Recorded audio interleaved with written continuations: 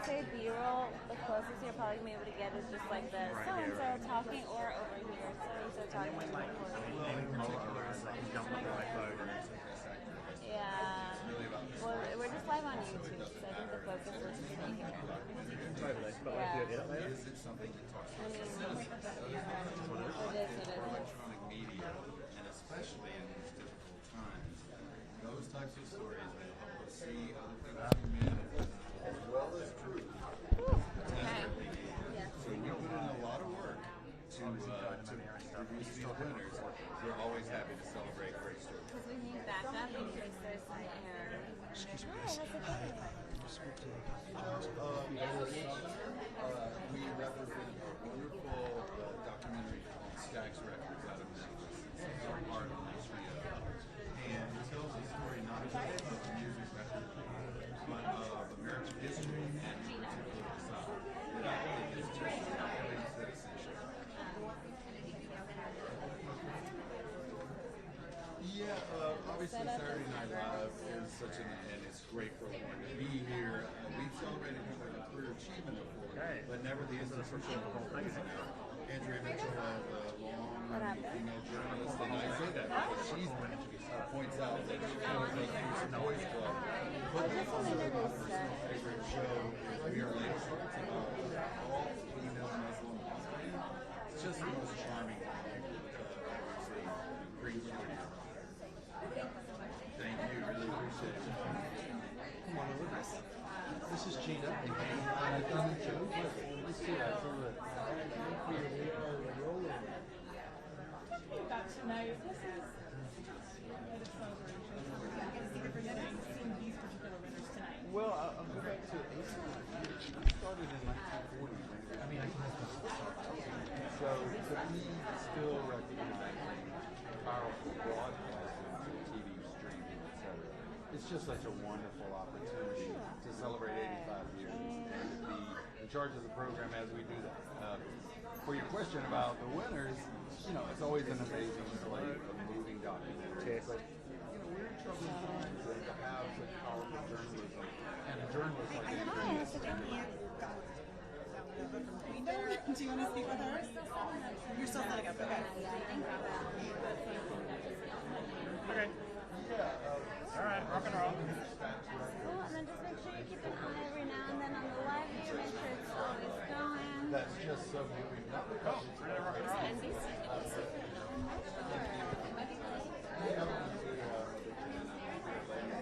all female Muslim punk band. You just never seen anything like it. And this is what Peabody does really well, which is recognize a story that the general public in America is not as familiar with, even though it's a Peabody. And it's just very, very hard. Thank you. I appreciate it very much. Sarah with Golden.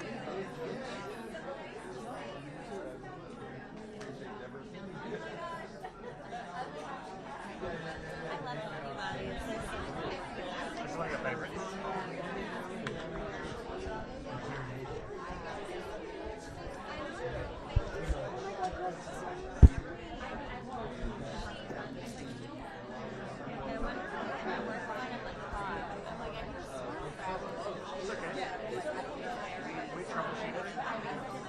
We did. I'm glad I grabbed this. I know.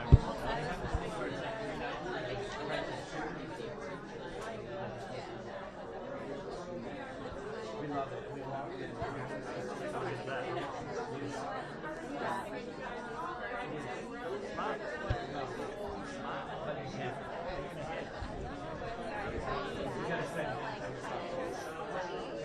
That I like.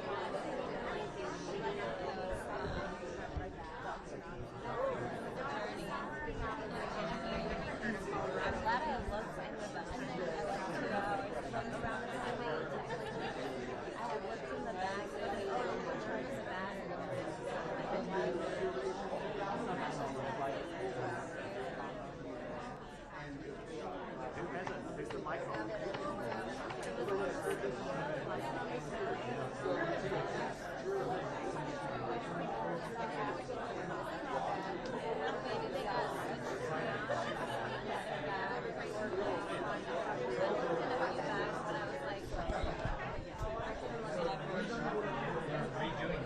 gonna be really mad if they were to like Just like right now. yeah, yes, that would happen. Have more restaurants. But there's still check. Still sounds good, right? Good. Check. Good.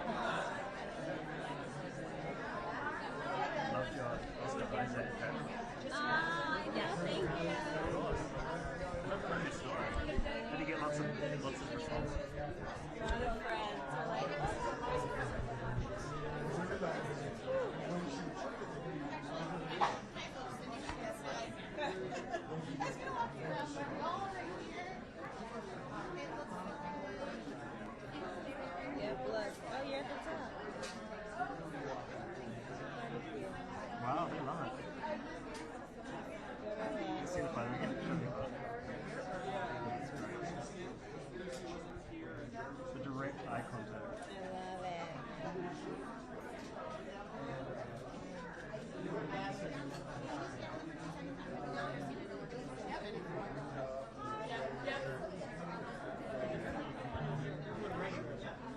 There's no internet in your house. Live view.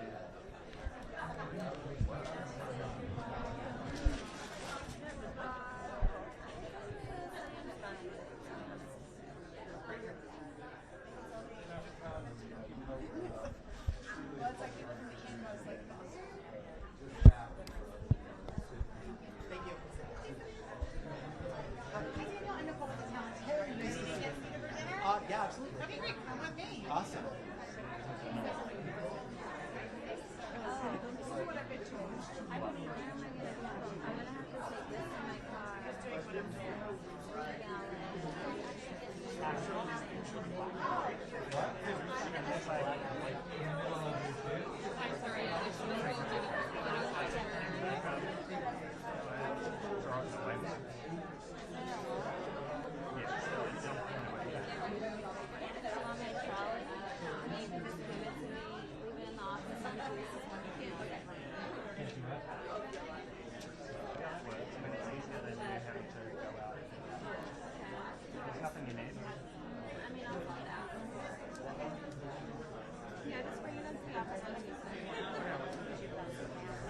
Oh yeah, you'll need any.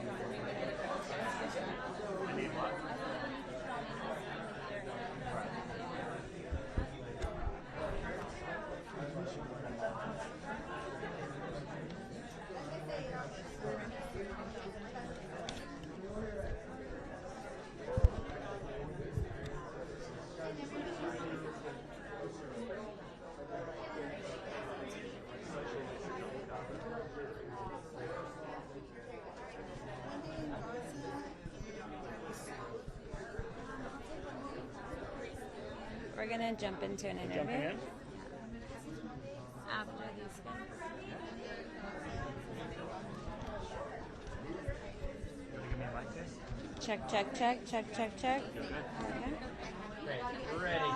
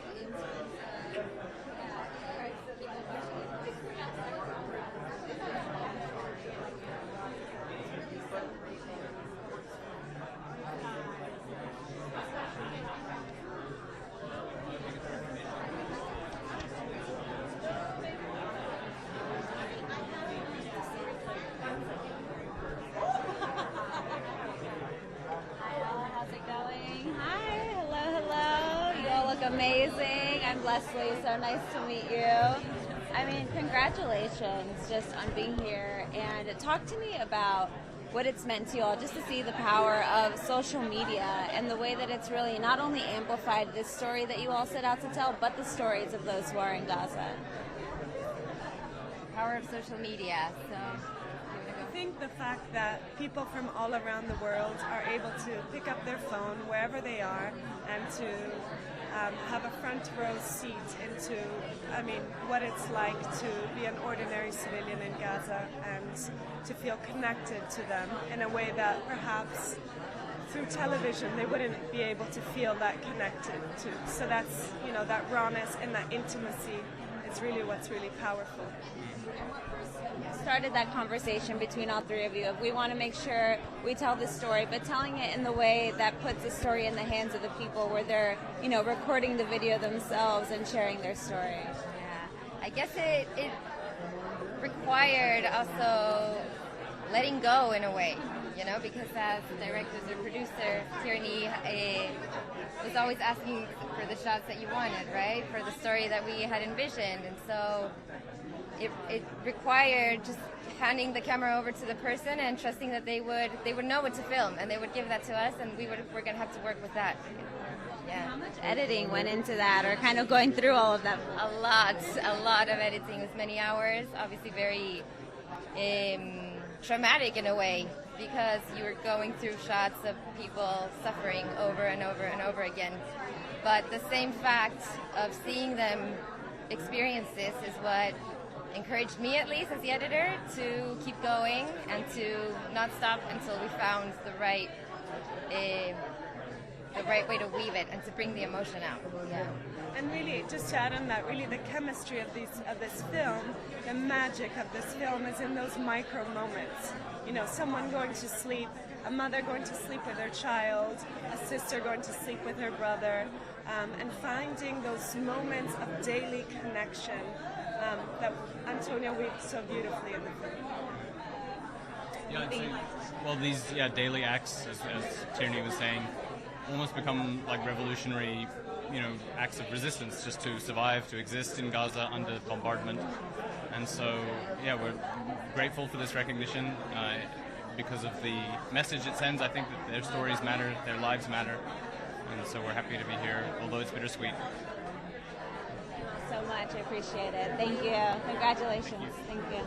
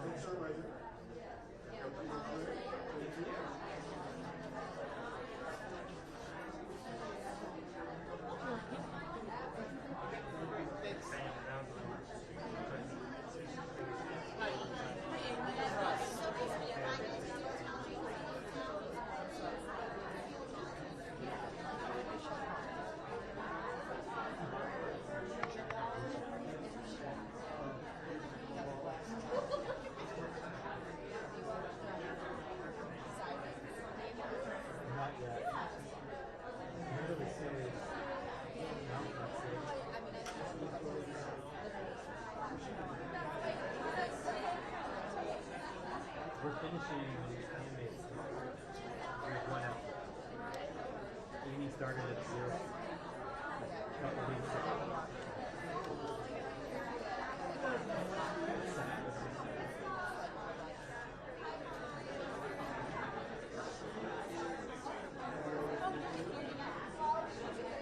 Oh my gosh.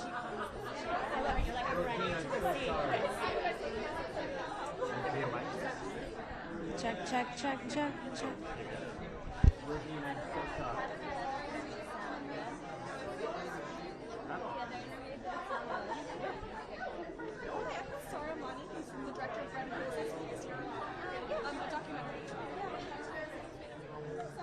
Hi, how are you? You look beautiful. Thank you. Now, I mean, a Peabody Award to me is like one of the best awards somebody could get, giving back to community through your work.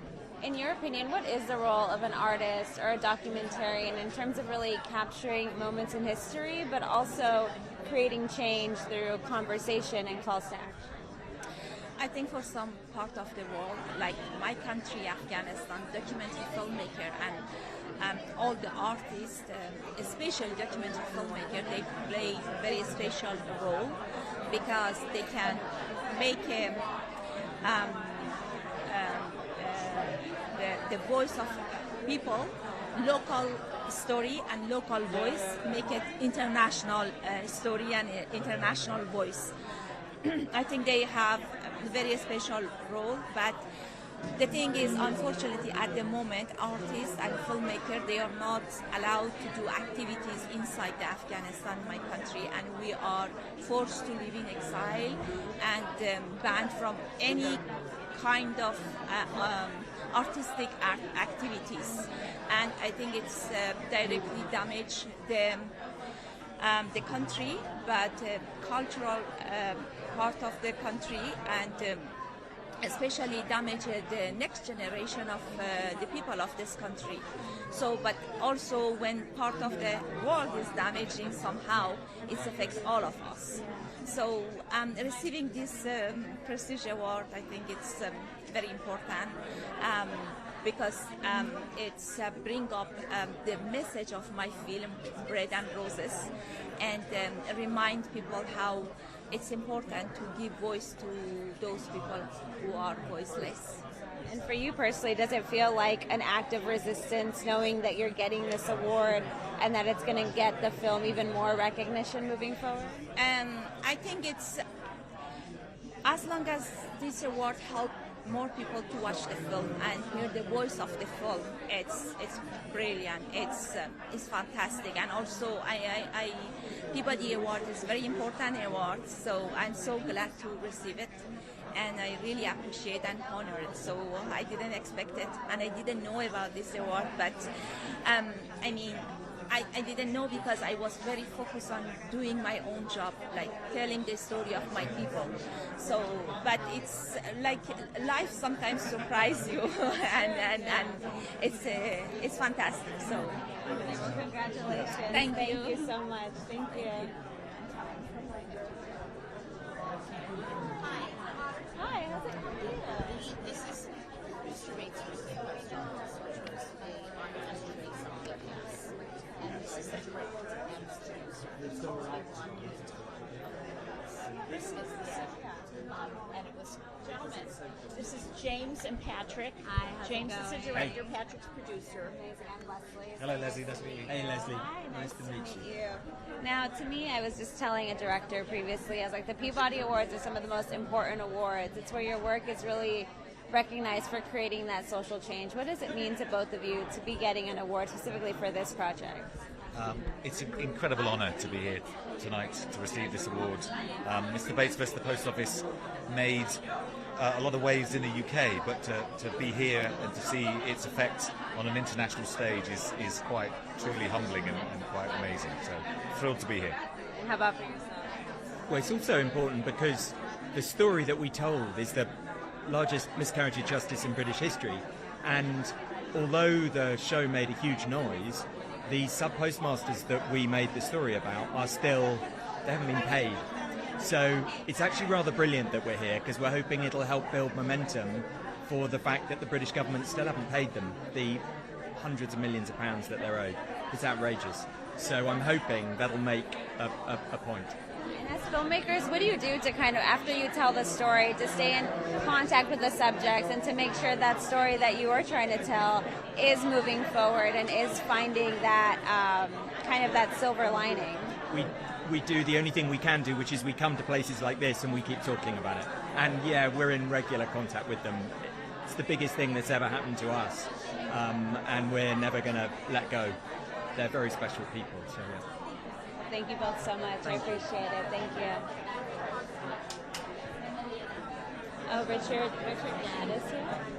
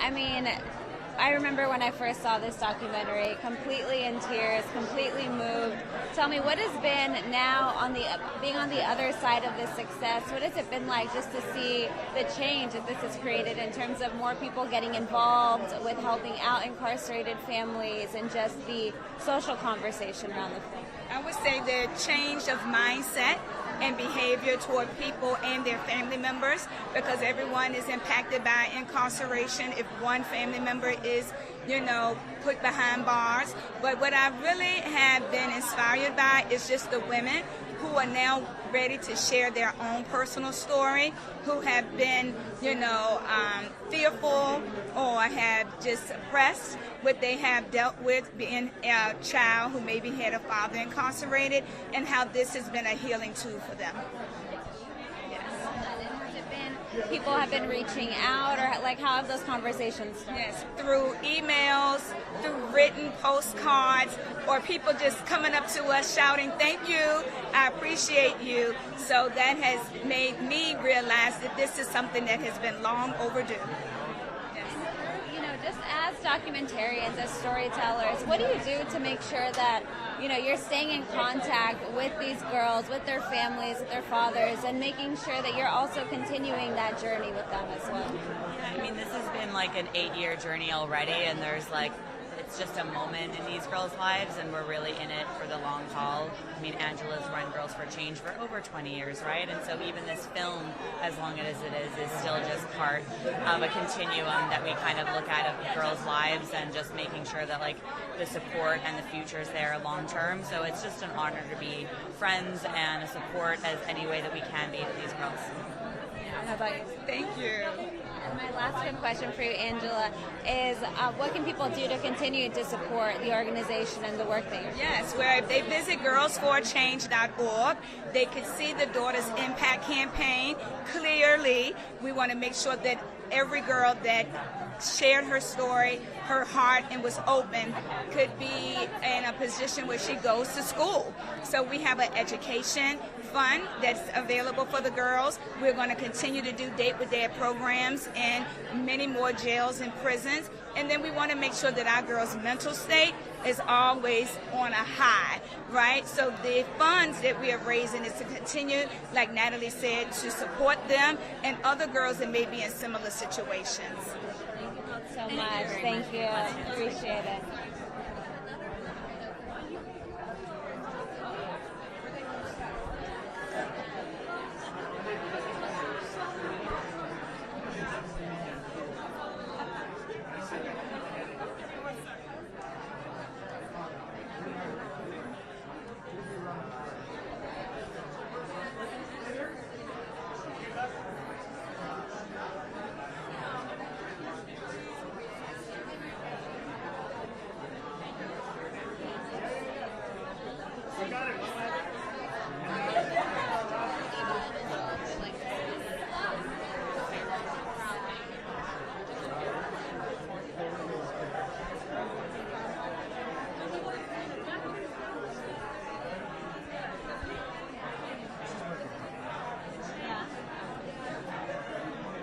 Even with how loud it is.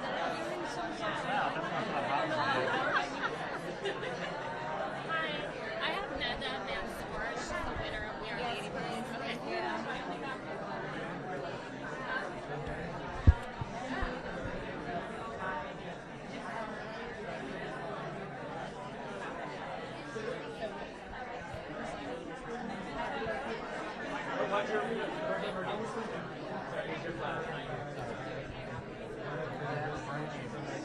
What happened? Oh, you used B-roll on yours, huh? I was like, above and beyond.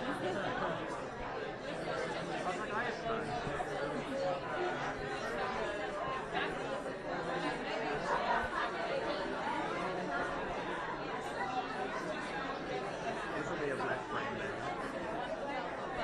This will be a black frame bag.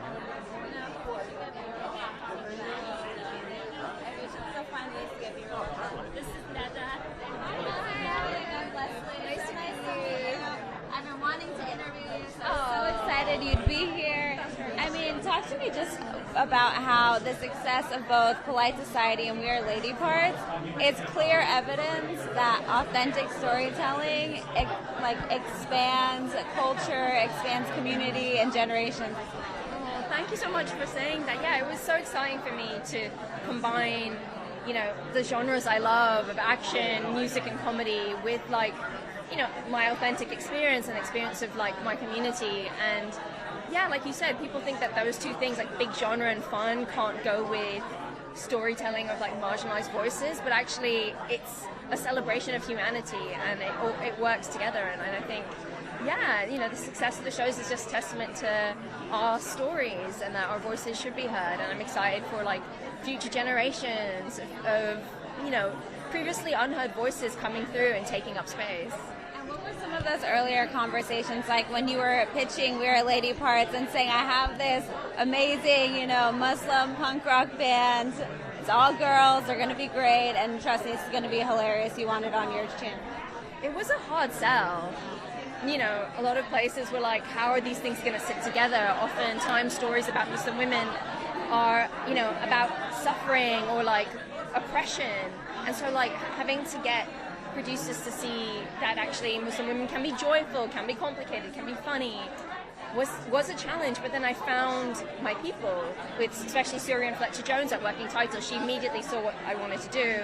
And, you know, I had to write the script to show them what it was. Almost like sometimes you have to go that bit further to show producers and execs what the show is and like put it on the page, and then it becomes undeniable. And then you're winning awards and at the Peabodys, right? And I mean, I feel like another great example right now that we're seeing is Delhi Boys, another, you know, great South Asian, Pakistani Muslim-led show as well.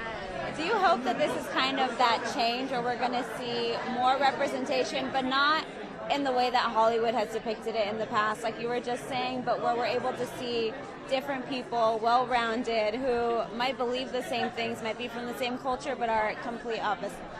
Totally. I think what you said at the beginning, like finding authentic voices who have like an urgent thing to say, you know, it's about speaking to our times, especially now when we live in an increasingly polarized world, and just having authentic, joyful storytelling that can like, you know, step across the divide is so important. So yeah, you know, I'm hoping it's not just a fad at a moment, and actually there's a groundswell of different people with different experiences taking up space and celebrating who they are. My last question for you. I read that you got to co-write songs with your siblings as well for this project. What does that mean to you even more now, being at an awards show like this, knowing that it was really a family affair? I mean, it means the world to me. One of the reasons I made a music comedy was, you know, an excuse to like hang out with my siblings and write music. You know, my brother's an incredible musician, my sister's a musician, and it's just like the joy of like creating with people that you've grown up making music with. And it's just like, yeah, it's just a brilliant feeling to have the show recognized when it was felt like it was just us hanging out, jamming together, and now it's like, you know, winning a Peabody. So it's unreal. Thank you so much. Thank you. Congratulations. Nice to meet you.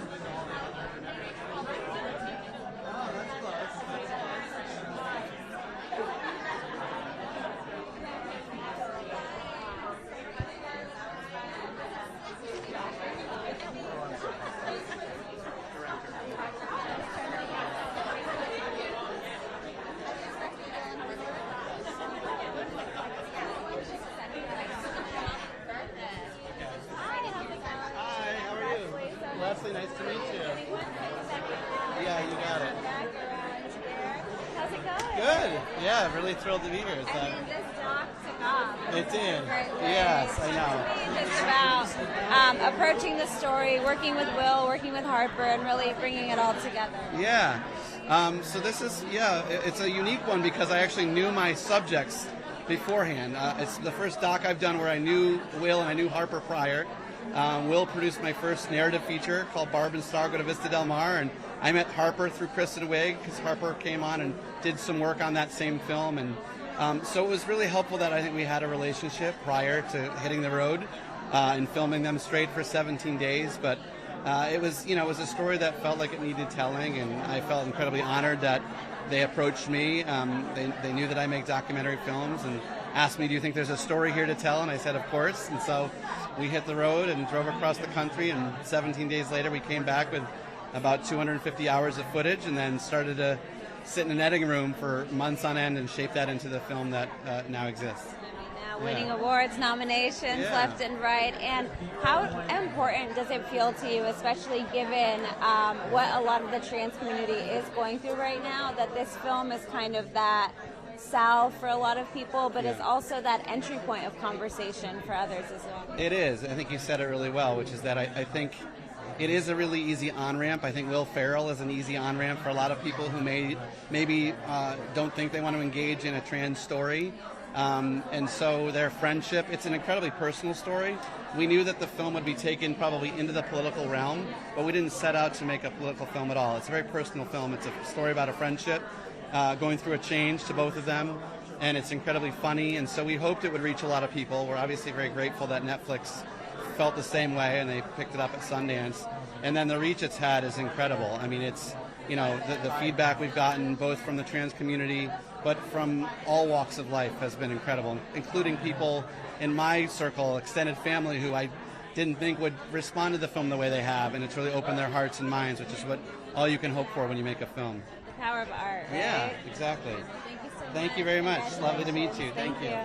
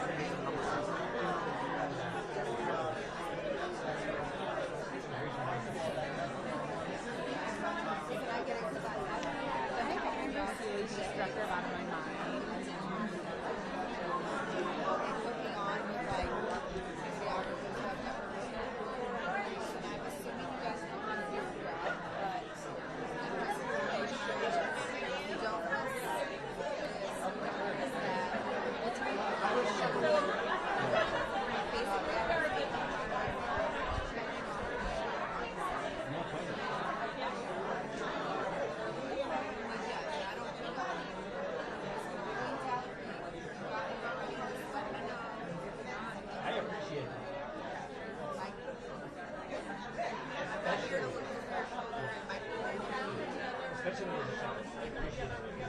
As a shooter, you want time to stop.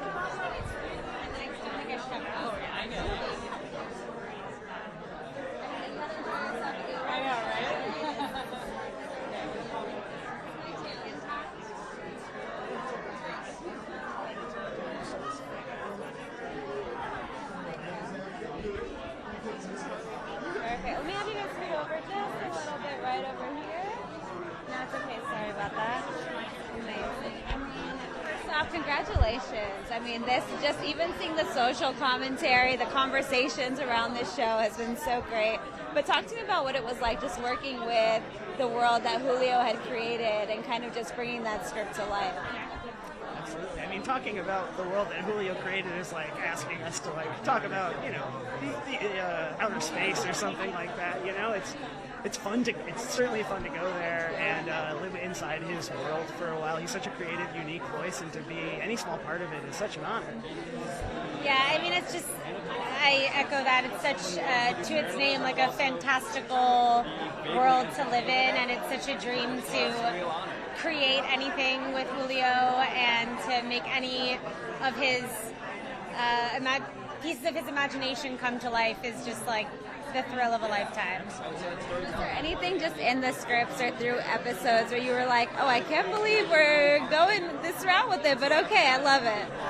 I think, you know, if I saw anything that didn't raise my eyebrows or make me scratch my head a little or go like, oh my goodness, I would feel like this wasn't a Julio Torres production. So I was kind of ready for anything, and I feel like he really delivered. I think the biggest feat of the show would probably be the hamster gay nightclub. The hamster club was really amazing. I mean, they were actual little hamsters in little leather harnesses, and there was a hamster wrangler. So I kind of think only in Julio Land would there be a gay hamster nightclub. And the parties that they threw after the cameras weren't rolling were out of control. Out of control. Yeah. We can't even talk about that. No. Sworn to secrecy. Yeah, we are. You don't want to get the hamsters upset. No, we can't get the hamsters upset. No. They do bite. Yes. Thank you both so much. Congrats on the Peabody. Thank you.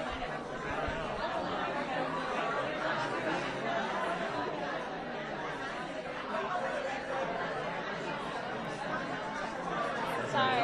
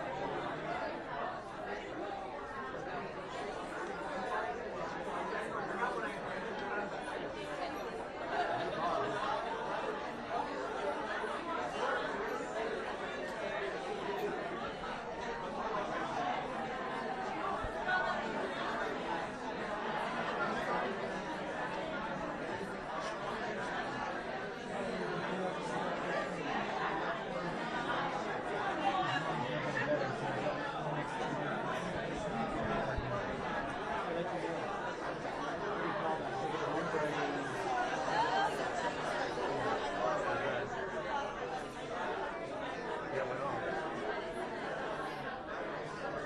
By the time when he texted me, you know, like, if I'm right when you say I was leaving. So like by the time I was leaving, because I couldn't finish it, I was like, so much.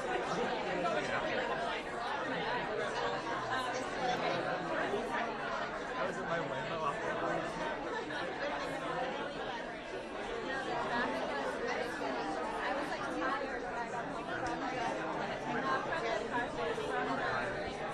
I was sitting in the windows.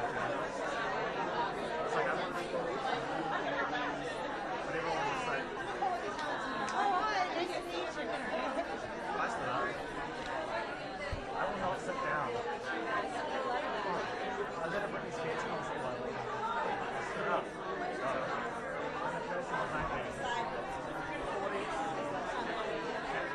sit down. I'm like, oh, sorry. And then I sit down. I was like, why don't you sit down? My son was like,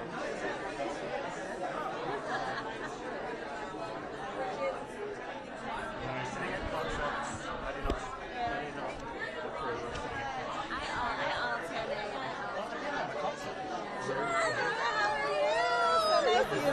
Look at you. Fabulous. It's nice to get dressed up. Right? It's been a minute. I've been in sweats for a long time. I mean, getting those shows written, getting everything done. That's right. Now, I mean, you have done so much amazing work for Latinx storytelling, and I have to tell you, outside of Latinx storytelling, every time I see your name pop up, if I'm rewatching How I Met Your Mother, I'm like, there it is. That's right. But I wanted to ask you, going back to those early days, what are some of the key things that you learned that you feel have really helped you amp up that Latinx storytelling Well, now? you know, at the beginning there wasn't a lot of opportunity, and so I'm so grateful for every room I was in because I learned so much really from every showrunner that I had the good grace of being in their rooms. Everybody does it a little bit different, and so by the time I was in the driver's seat and had my own show, I had such a wealth of knowledge to pull from. So I'm so grateful to all of those people that I was in rooms with, and then I got to do it my way. When I got to make the pie how I wanted to when I was in the driver's seat. Yeah. And this is how I would have done it. Yeah. And do you feel that we are making more progress with Latinx storytelling, or have we kind of hit like a plateau? I think in this moment, no. I think that we did a big 2 steps forward. I think we're in a 1 step back moment. You know, the graveyard of Latino shows is now vast. Every year, more shows. Lopez versus Lopez just got canceled, which was near and dear. I directed for them and loved that cast so much. And the creator was a writer on One Day at a Time, who I love so much. So I think that we have to really get back to making more Latino stories. I think that we are 20% of this population. We are really the fabric of this country. The farm workers were out there when everyone was during a global pandemic. When everyone was experiencing a global pandemic, the farm workers were out there still picking our food. And so we really need to do right by all of these communities that are underserved. And what would be your opinion? Because I was joking around with the Andor cast and with the Last of Us cast, and I said, these feel like Latino shows in a way. We're seeing that success. You know, I think that's a really great way to do it too. Just having us exist in space is important. So I love what The Last of Us is doing. I love what Andor is doing. It's just us living our lives and we happen to be Latino. That's the reality too. So I think that's really impactful and important. Thank you so much, Gloria. Always great having you. Great talking. Thank you.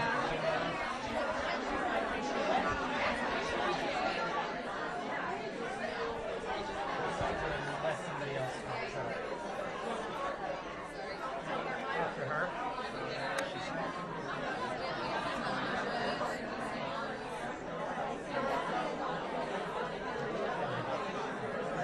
I don't see it. After him. Okay, go for it. I can't. Oh, no, the mouse.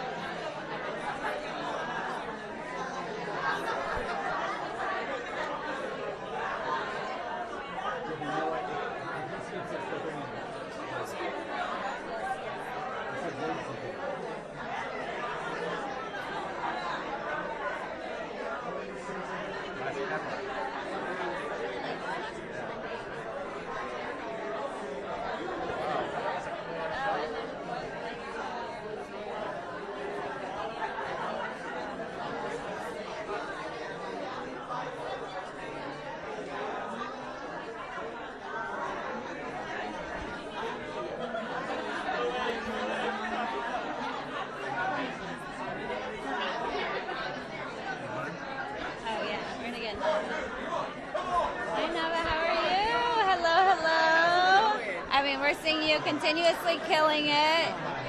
The conversations have been great. Tell me, what was it like just being a part of that cast and joining them after having worked on Baby Reindeer? Yeah, I mean, it was the greatest gift to be able to work one-on-one with the person who wrote the show, who lived the real experiences that inspired the show. And I've never had an acting experience quite like that. And to work with such a phenomenal actor like Richard and a phenomenal actress like Jess, the entire cast, the directors, I mean, it was the greatest gift, and I feel so lucky, and this is our last award show, so it feels very special to celebrate one last time. The final hurrah with everybody, right? I love that. And going forward, you know, what have those conversations been like in terms of choosing roles moving forward, and you know, still being intentional with creating that social impact through your art? You know, unfortunately, I think that we're in a time where people are giving into fear when it comes to what projects are being greenlit and how people are being cast in things. And so it's really up to everybody who has any kind of power in our industry to be fearless and be courageous in continuing to give opportunities to people like me, because I have not been cast in a major role since Baby Reindeer. So it is in some ways really complicated to be celebrating and to be uplifted in this way, and also not have any opportunities really come my way that I feel are actually right for me. So it would be really another gift for the next thing to come that feels as special as Baby Reindeer did. Anything that shows success, that we need that diverse, authentic storytelling, and it can be successful. I mean, how many award shows have you been at now and won, you know? Exactly, yeah. Audiences want to see real people. Audiences want to feel connected to stories that hit at the heart level. And I think that if I can do it, that means that we can all do it as trans people, as Latinas, and as people of color in general. So we've seen enough evidence that we want to be, that people want to see us on screen. So I'm going to continue advocating for more of that. Thank you so much. Thank you. Appreciate it. Thank you. Thank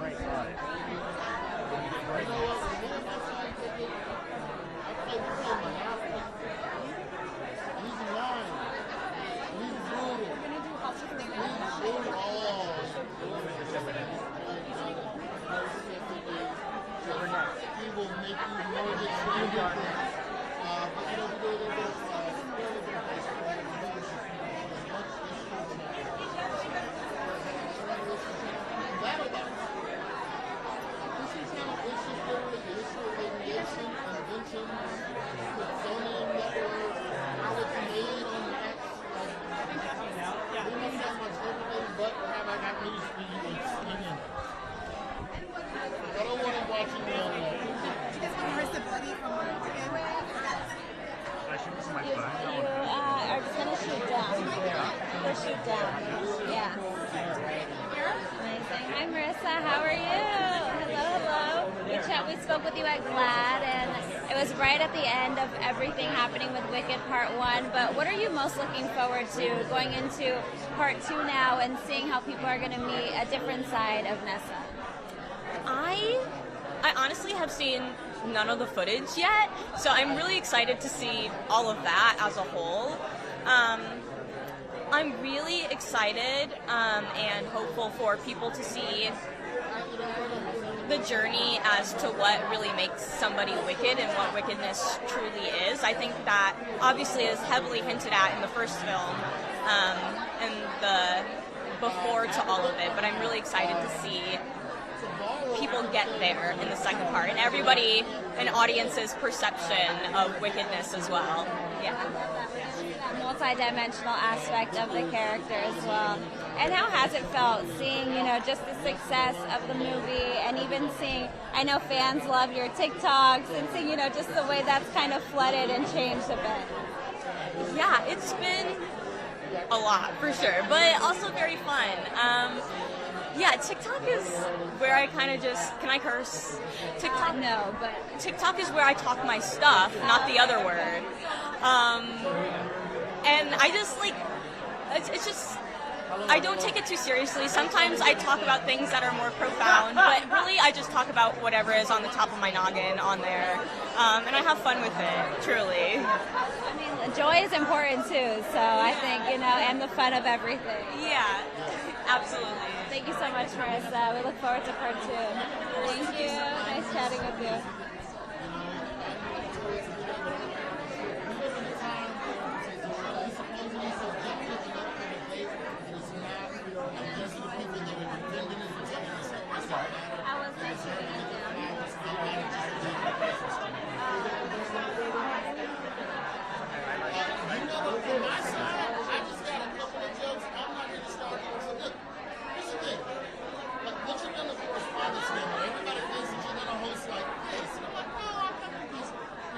Writers Guild this year. I've also been able to host the Sports Owners Awards as well. And I think you keep your material that is about the moment that we're in right now within that actual discipline that's going on. Sports Owners, I talk sports. This stuff, I'm going to talk about journalism, internet, we'll celebrate Olympics tonight. Saturday Night Live is going to get their 6th Emmy. Angela Mitchell, she's getting back to what I'm on the entirety of her career. So the 6 decades of just not her. So I'm just going to applaud everybody and uplift and get the hell out the way and get the trouble.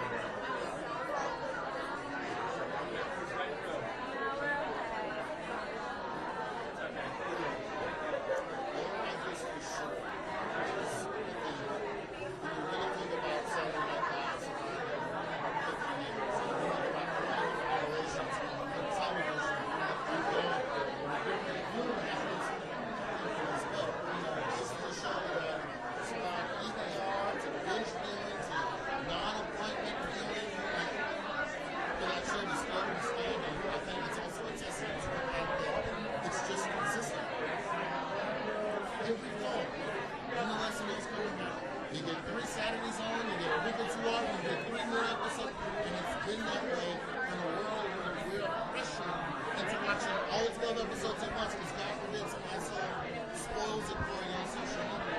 So I think it's also a testament to the consistency that the show really is in my city. I try to get there like to come up with a joke about listening of being on in Britain now.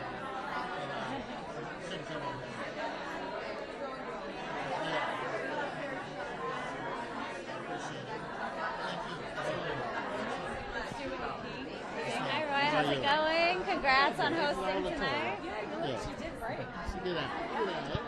Yeah, we won't let her say she did it. We'll fix those in post. Yeah. You're looking great. I love the velvet, the green. Now, hosting tonight, talk to me about what it means to you just to be here at the Peabodys and to be kind of guiding these conversations that are still light and fun, but highlighting social change. We're talking about an award show that for well over 80 years has honored the best in storytelling, not just about good stories, but stories that resonate and tell the stories of people who don't have voice. So to be a part of this night, my job is to just keep it chuckling throughout. That's it. I'm not here to get in the way. I'm not here to stop you, because pretty much everybody that's here tonight, it's already won.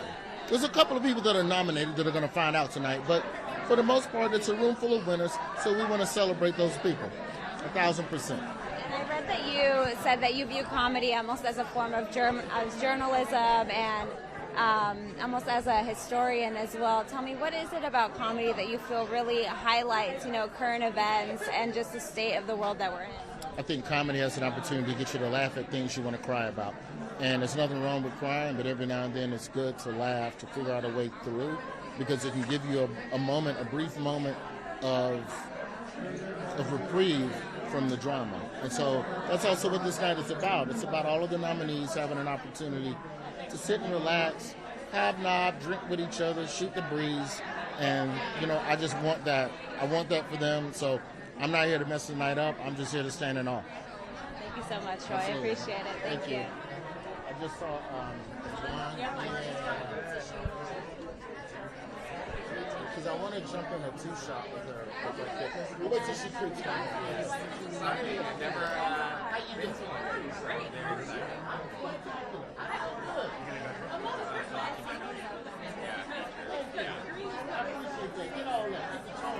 Well, I'm a friend. I've worked with a man who's directed that documentary.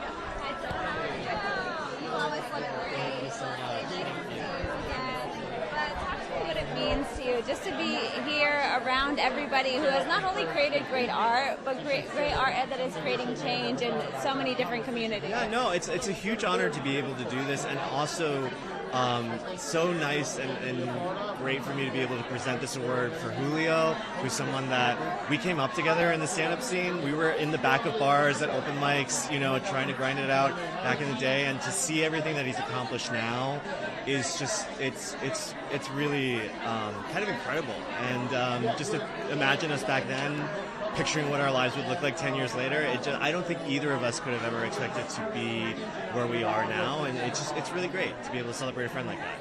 Were some of those early conversations centered around kind of like, I want to create art, but I want to talk about different things through social commentary?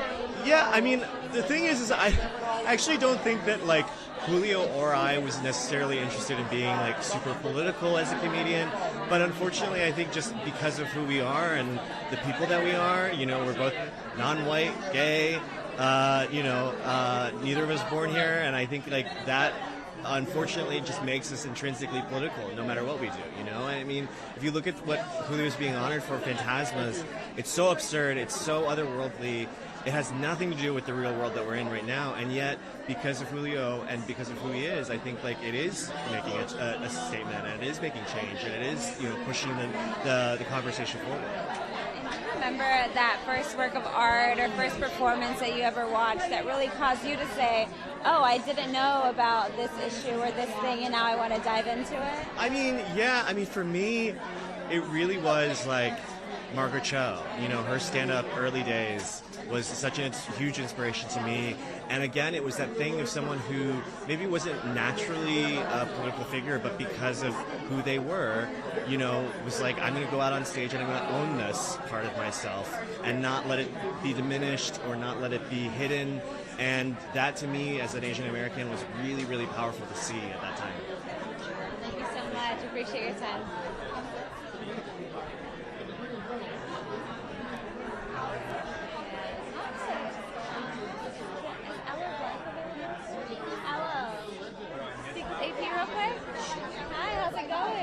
Good, thanks. You look suave, looking great. Thank you. Now, this last album, I read that each song had some sort of social change or fit towards some philanthropic cause. What led you to say, I want to be that intentional with this work of art? When I make music, my goal is to create positive social change, and that either that's through the lyrics or the impact of the lyrics, impact of the music, impact of the collaboration. I was a mentee of the late, great Harry Belafonte, and he always impressed upon us to use our voice to speak truth to power, and we were the gatekeepers of truth. So in creating this album called Stand Together, I wanted to find ways that I could amplify community heroes, people who are doing the most important work for the most vulnerable. And that's what I did, wrote songs to empower and amplify them.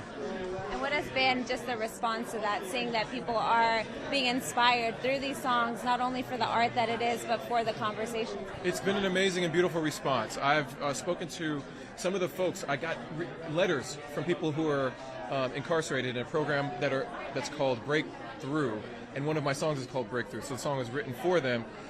Just talking about how they were so happy and really touched that somebody on the outside would be thinking about them and would offer this much intention and thought.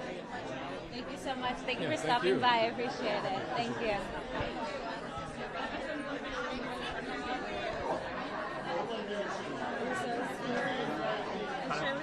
B-roll of Uzo.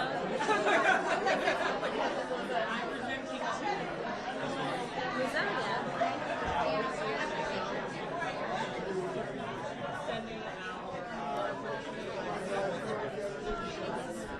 And what's your name?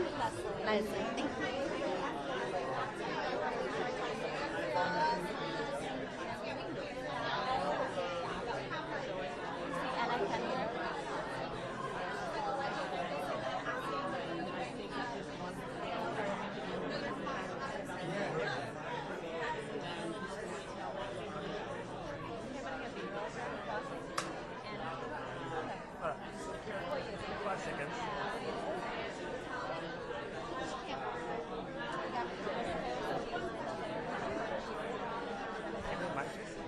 Check, check, check, check.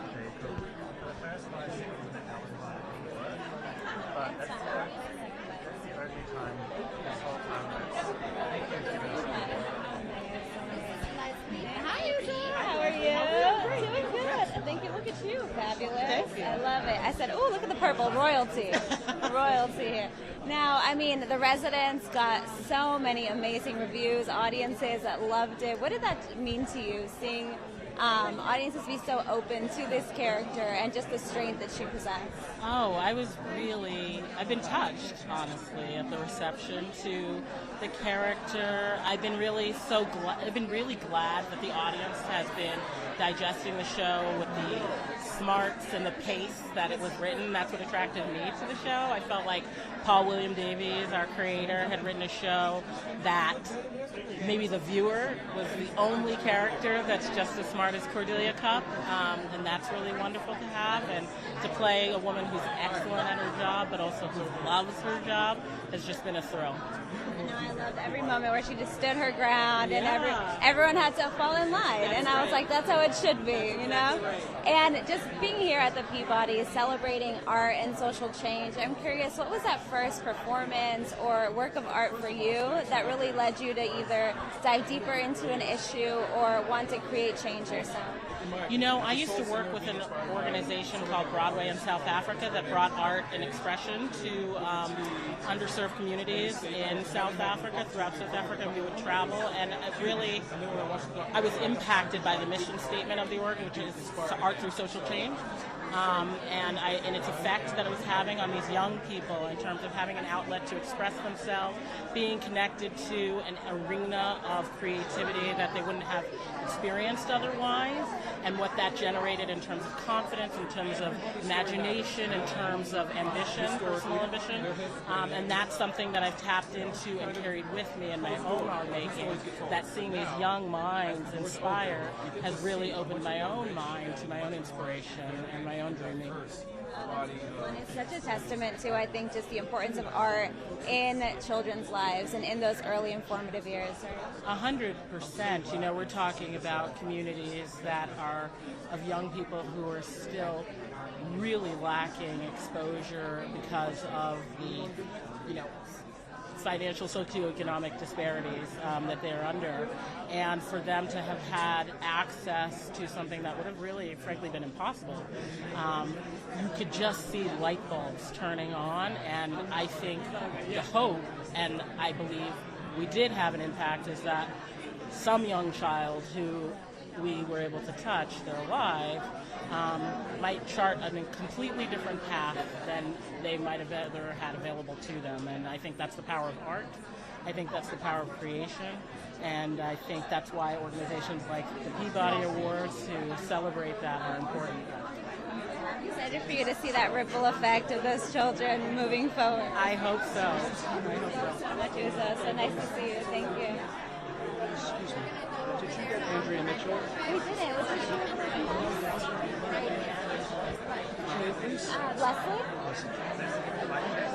Check. It's not working. Andrea, this is Leslie with AP. Hi, how are you? So lovely to meet you. Give me one quick moment. Might just test it. Nope. Okay.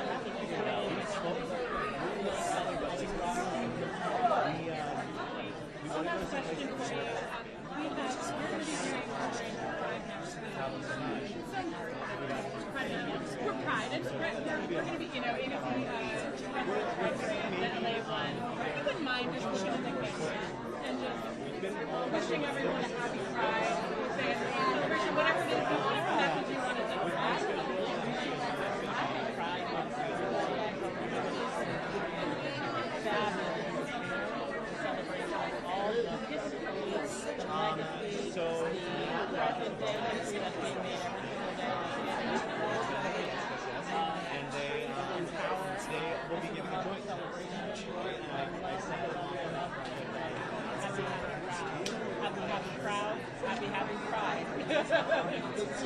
Thank you so much. Proud Pride. No, it's Proud Pride.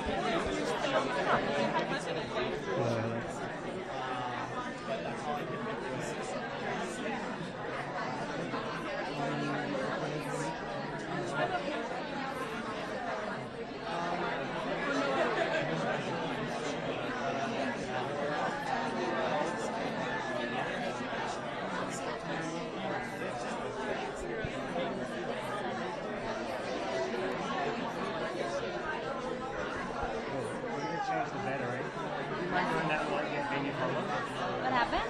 Change the battery?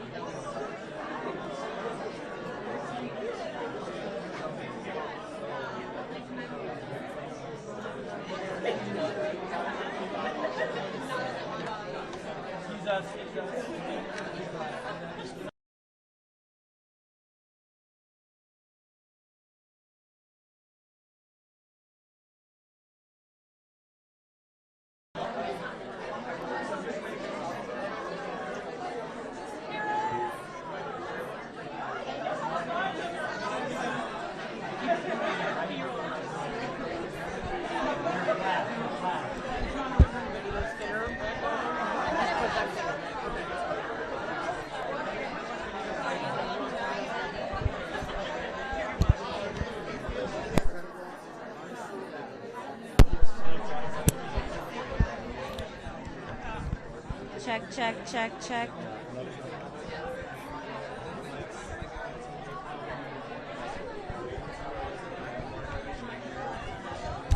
Check, check, check.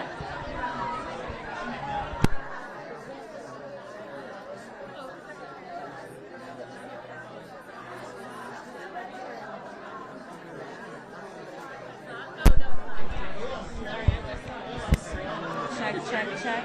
Now.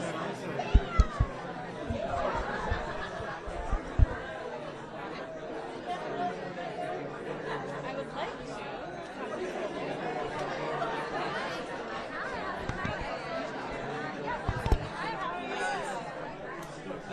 These workers are getting impressed before you were born. Oh, shoot. Look at that. Are you good company? Let me know when you're all set. Should be fun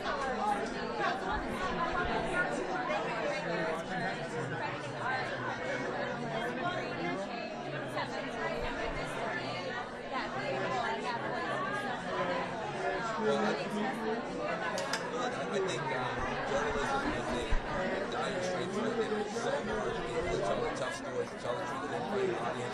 The documentary world is very, very difficult. So tonight we can actually celebrate people doing the most important work in media. You know, these documentaries are some of them are heartbreaking, they're path-breaking, and I'm glad I get to give away some of those awards. So this is very good in my heart. Well, look, I think journalists and artists have to work together now because the artists have the attention and the journalists have the information. And if we don't join forces, then we can't get the roots of the ideas. And so it's really, really important. And so tonight, you guys will see people, big stars, journalists who've never heard of, documentarians who are doing the toughest work, all in one place. It's beautiful. Thank you.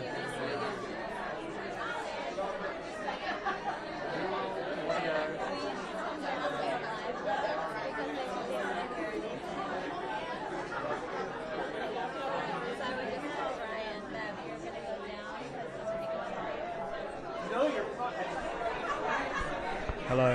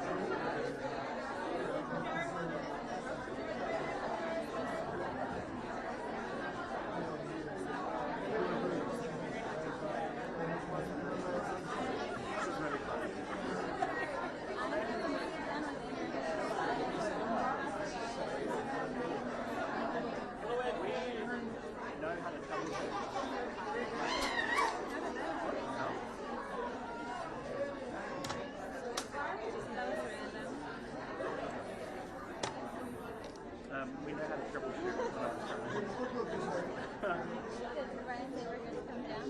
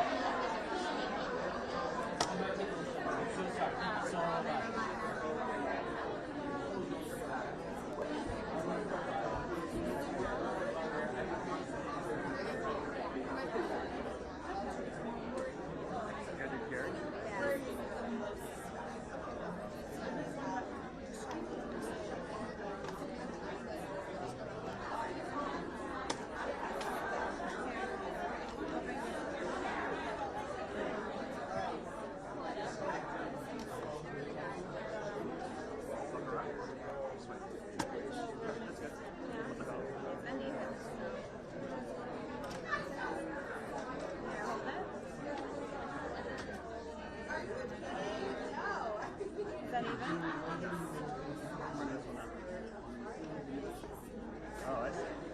Right there? Kimberly, try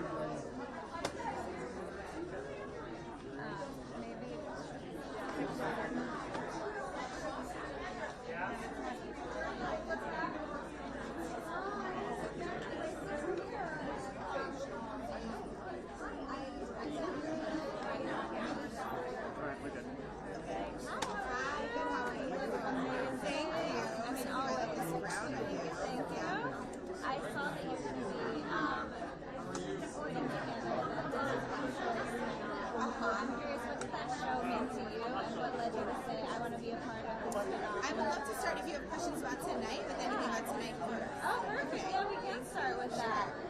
In your opinion, what is the role of artists in terms of creating social change and really moving conversations forward?